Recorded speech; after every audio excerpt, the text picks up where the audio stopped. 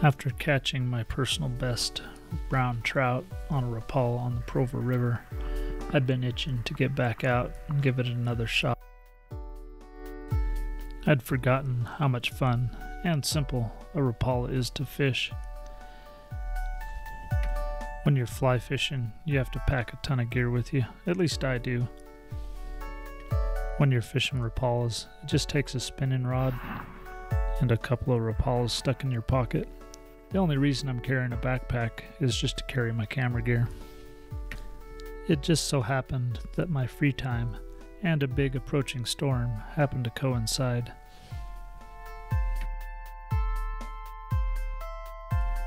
Usually when a big storm approaches, the temperatures tend to moderate and the fish seem to be more in the mood to bite.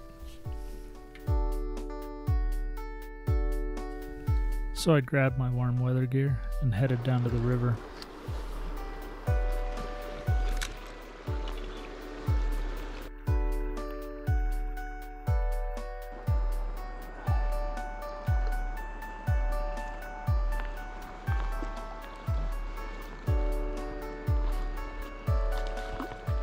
Hey, little guy. Hey, you wanted that, didn't you? Another bonus to winter fishing is that there's rarely anyone about. I did come across a couple of trout that looked spawned out. Probably they weren't going to make it.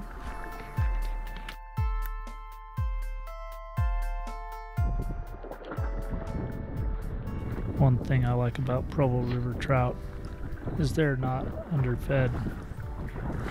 Very good fish. I'm always surprised at how healthy they are when I land one. Once you release one, they rarely stick around for long. I find that certain holes on the river are good for certain fishing techniques. This happens to be one of my favorite winter holes.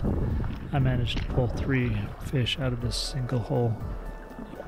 Once I hook a fish, the bite in that hole usually stops for me. That's why I kind of like run and gun fishing.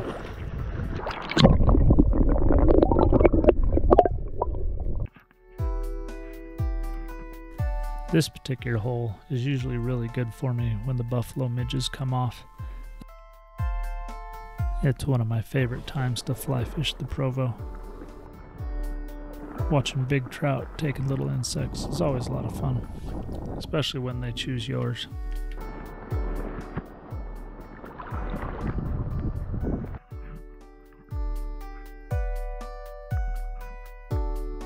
Nice.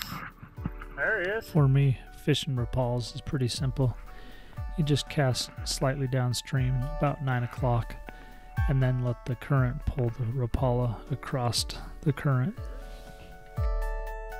If there's a brown trout in the vicinity that's on the hunt, chances are he'll vigorously attack that Rapala. Usually there's no doubt that you've had a hit.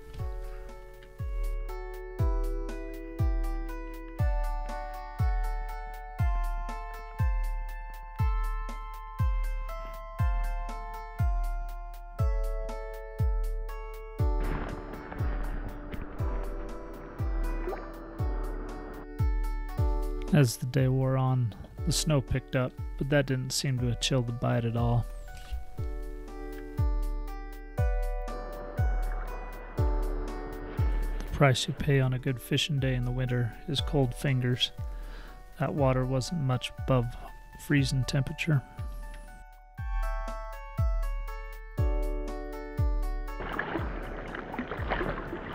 Ah, perfect. Touched you. You count. This is my favorite type of release since it's both easy on the fish and my fingers. Of course, I felt obligated to touch it just to prove I could have. On this particular day, I ran out of time before the fish ran out of enthusiasm. You can bet I'll be back out on the river before long.